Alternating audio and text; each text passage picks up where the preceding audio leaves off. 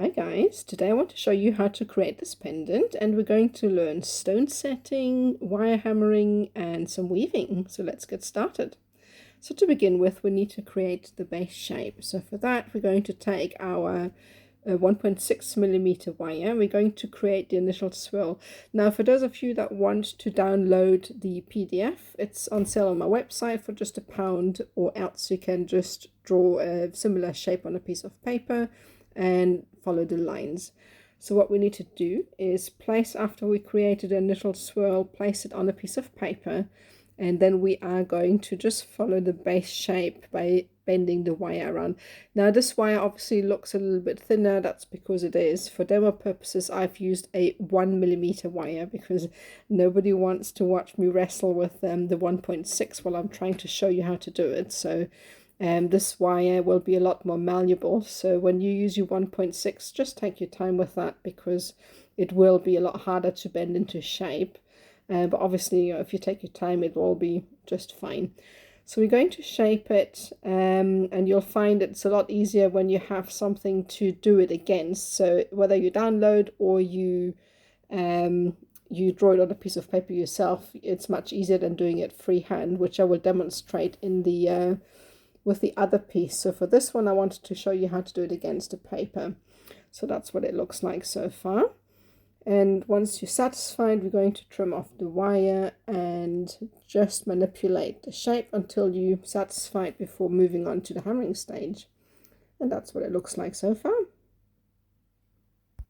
So once that's done, we need to get the frame and shape it. Now there is a little bit of a trick to that. So when hammering, it's quite easy to get carried away and just smash the thing to pieces, but it doesn't really work like that with wire. It kind of shapes and molds. So what you need to do is very gently start flattening the wire and shape it. So you see me here hammering, and as I hammer I kind of move into the direction I want to shape the wire. Also, it's quite important, or for me anyway, unless you want the markings at the front, is to hammer from the back. So using a chasing hammer is great because it has got a domed surface which will do as little markings as possible. You get some chasing hammers that have got like a square edge. I don't really like using those. I prefer the rounded ones. And when shaping it, obviously just take your time and very gently tap, and don't hammer too hard because that will create uneven edges and it will look very untidy. So take your time and just hammer gently but firmly. So, and continue until you're satisfied with the shape. And obviously once again you need to bring in a file to erase any uneven edges, and obviously also a little bit of sandpaper. I always try and keep my work as smooth as possible before I assemble, because it just looks better in the final result. It's all the little details that add up. So just take your time with that, and it'll look great. So these areas are obviously quite prominent features in the pendant, and because they are hammered flat and shaped like this, you can then polish them up at the end of the design when you're finished with it and give them a really beautiful polished, nearly mirror finished if you have polishing tools. So it's worthwhile to get these into a nice shape and polishing them up. So that's what it looks like so far. So next we're going to create the frame that goes on the top. So to make the swirls, here's a little tip that I've learned along the way. If you want the beautiful rounded and pointy look to the swirls, rather than filing it, I'm using my round nose pliers to kind of pinch the ends quite hard as I rotate my round nose pliers, and I pinch the pliers together and kind of taper out the tip. And this will be amplified later when you hammer the actual wire. So that's something worthwhile doing, rather than later on using your file to shape the tip. You can do it in such a way to get it started. The file still comes into play later on, but it's a good way to get it started. So we're going to shape it, and then we are going to reference back against the main frame so far. That's what it looks like. So I'm just going to place it on top to make sure that it actually fits. So far so good, I think. So that looks great. Now obviously you don't have to use a cabochon if you wanted to. I'm going to get into this later, but you can use a bead with a drill hole if that's easier for you. Then you can omit some of the steps that I'm going to go through.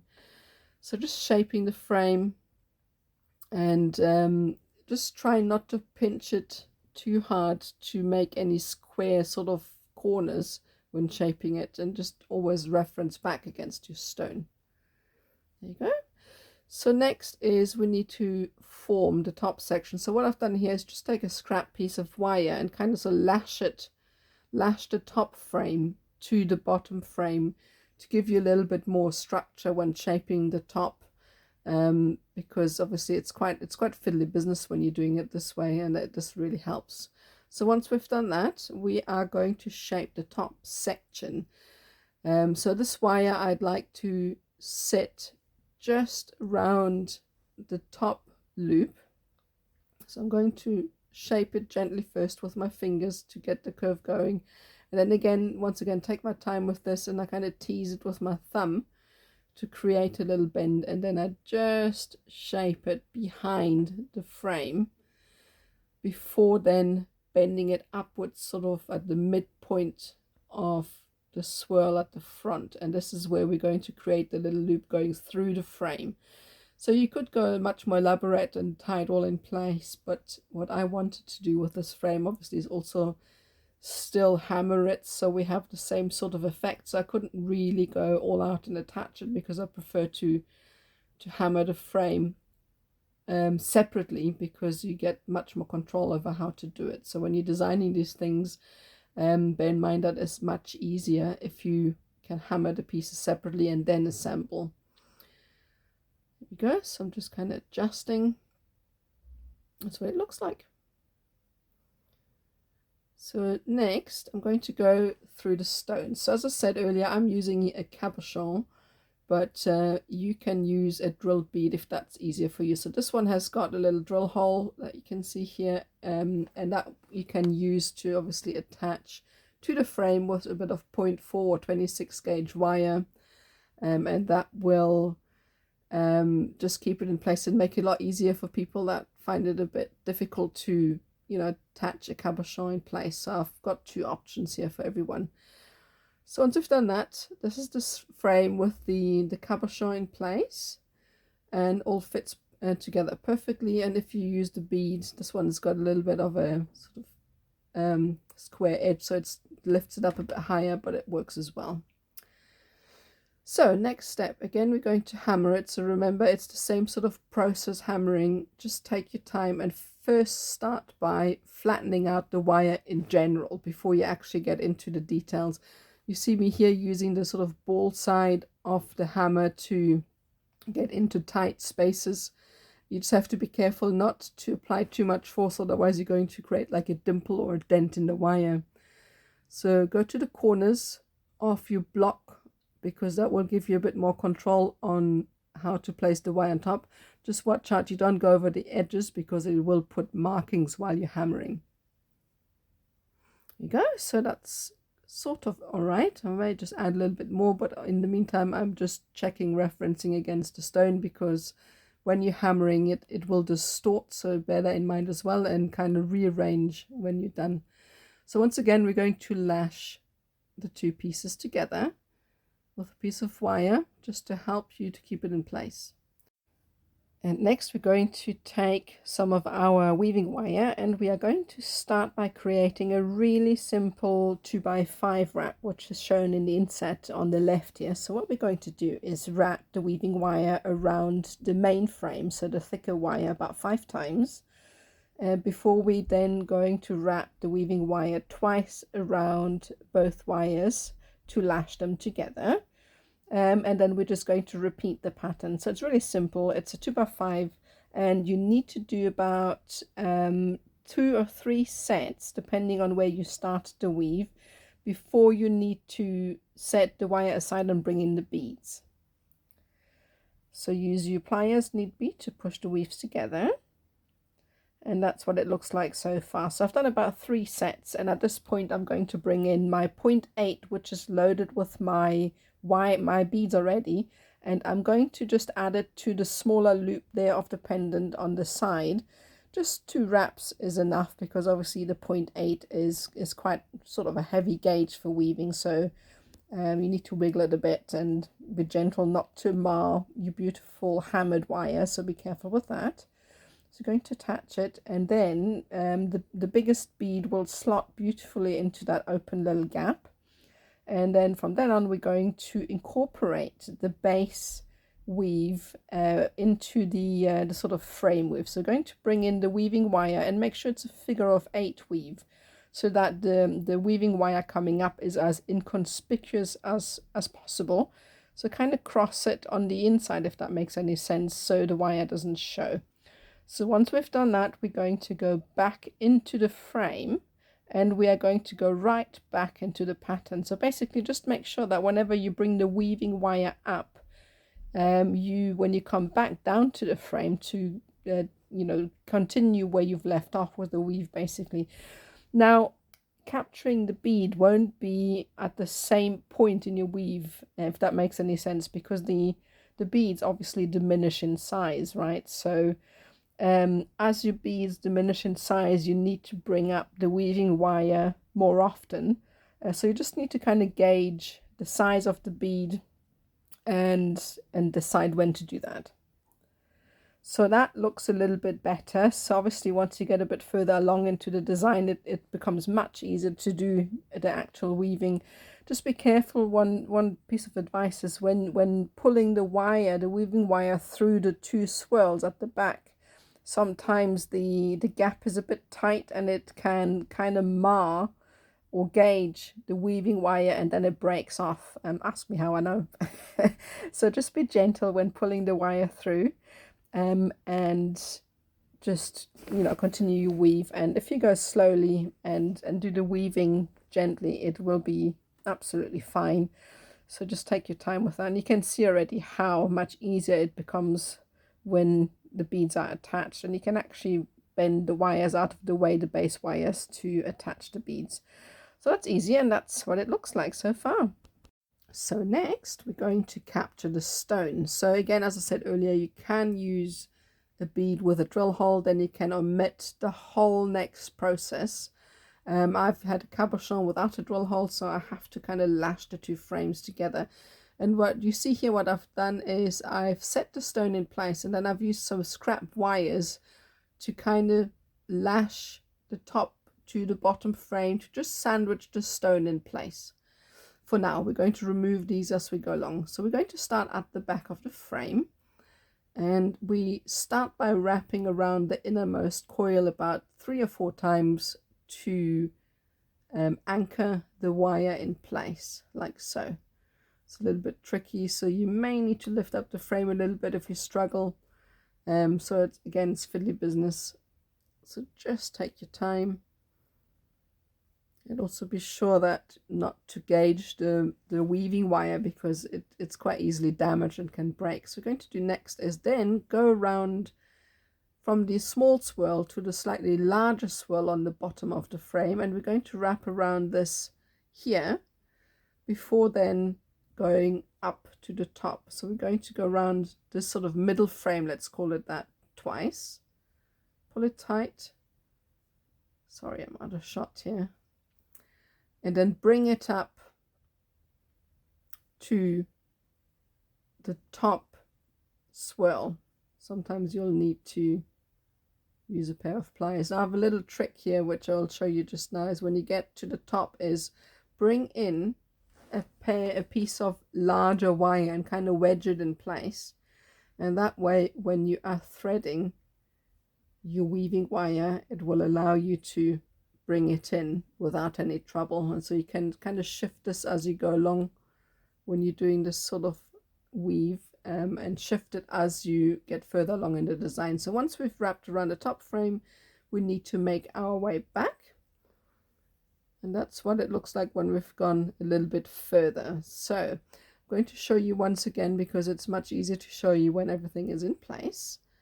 So we're going to wrap around. Once you get a bit further along the frame, you can kind of sort of loop the wire and it gets much easier and quicker to do this process. So I'm showing you here once again how to wrap it around a frame, and then we are going to once again go through the middle frame. Here we go, and make sure it's always straight and pull it tight, because it'll make it look much neater, and arrange it with your pliers if need be. Before then moving on, you can see here, because we're further along, you can kind of loop it rather than thread it, and that whole process kind of serves to make it look a lot neater. When you're bringing the wire down, make sure that it's kind of sitting parallel to the first wire, and that's what it looks like. So when cutting off the weaving wires, make sure that you kind of loop the wires around itself once or twice to anchor it before cutting it off, and that way it won't come undone when you are wearing the piece later. That's what it looks like. So going to trim off the 0.8 wire at the top where we've attached a large bead, and make sure that it's cut off where you can't see it. So next at the bottom here, now I've decided after I finished the pendant I don't like the loop, so I got rid of it. You can keep it if you want. I'm going to show you how to do this anyway. If you don't like the loop, you can just cut off the wire or add some more beads if you wanted to. So up to you what you'd like to do at this point. So this is just a very simple wrap loop. So for that you need your runners, pliers, and all we're doing here is wrap the wire coming from the center of the beads around itself a couple of times, and this will secure the loop in place. And that's it. So all we're going to do is cut off the wire. So that's what it looks like so far. And next we're going to shape the little detail at the top. So I'm trimming off the bit at the top to about, let's say about 2 centimeters, 2.5 centimeters, and we are going to shape it. And once again, remember how I told you earlier how to shape the tip of a swirl, because that will, doing that will also help you to make it easier when hammering. So you don't need to file too much if you pre-shape it like that. So squeeze the end of the wire and tease it as you rotate the pliers. So once you've done that, it's time to shape the curl. And once again, just take your time with that. The neater the better. Once again, obviously hammer it, and bear in mind that this time around we are going to fold this over, so hammer from the front. There you go. So just bend it over and shape it in place, and this is what it looks like. So take your time with that, and obviously this is quite loose, so you will need to lash it together. So I'm shaping it to hide the crossing wire as much as possible on the frame. And next I'm just taking a piece of weaving wire and I am attaching it to the frame just once or twice, and I'm going through the twirl or the swirl as well once or twice. Just, you know, these things can get stuck in clothing, and the last thing you want is obviously your work being bent out of shape because it gets hooked or stuck on something. So make sure that every wire that is not strong enough to stay on its own is tied down. So next, one of my favorite settings, this is the sort of lollipop setting, I guess I call it. And what we need to do here is take our square wire. You can also use round if you don't have square, that's fine. Just square holds it so much better and holds its shape a lot better when you're doing this sort of setting. So I highly recommend getting any square wire if you have it. As I said, you can use round as well. So we're going to kind of shape the loop. Make sure that it is roughly big enough just to seat the table of the stone, and then we are going to shape the wire around the stone. So put your fingers over that wire, hold it in place, and then shape the 0.8 or whichever wire you have handy around it. You can go slightly bigger if you wanted to with that size stone. I definitely wouldn't go smaller, and this is sort of the smallest size I would use for this size stone, because it wouldn't be strong enough to hold it. Obviously you don't want to go too big, otherwise it would be too bulky on your design, so you're just going to have to gauge and see what suits you best as well. So just going to shape it, and then once you've rotated a couple of times around the stone and captured it, the most important part is the last sort of round around the stone needs to sit on top of the table, just enough to capture the stone in place. So going to go around once. If you've gone too short with your wire, you can bring the bottom wire around to meet where you have finished, like that, so that you have enough wire to create the closed loop. So once there, I am adjusting it if need be, and then we're going to bring the bottom wire around and bending it up slightly so that we can then close off the loop, putting a little bend in it.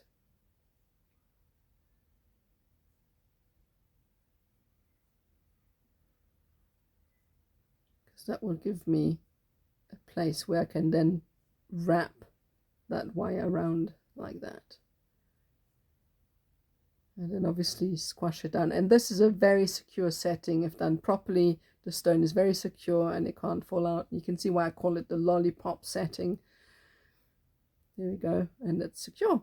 So the last step is obviously just to attach it. I've used the bottom frame to attach one side. You're just going to have to decide where and how you want it to sit. So again, that's up to you, depends on your design, but obviously you want it as inconspicuous as possible where you attach. So I'm going to attach this setting as closest to the frame near the setting itself so that it's hidden. So I'm going to loop around the frame, and just take your time with that. If you bring your pliers in as close to the loop itself, I find it's much easier to control the wire when wrapping. And once that's done, you're finished. So thank you so much for watching. I really hope you enjoyed this. Don't forget to subscribe for more tutorials, and why not pop by and visit me on my Facebook, Instagram or TikTok page. And we have a little crafters group going, which is called Wirewrap and Jewelry Artists Worldwide. We're a really fun bunch. We always have some challenges going and a little bit of fun and lots of inspiration. So pop by and visit us. Also, if you need any square or half round wire, visit my website on imbalicrafts.com and see what I've got for you. Thanks for watching.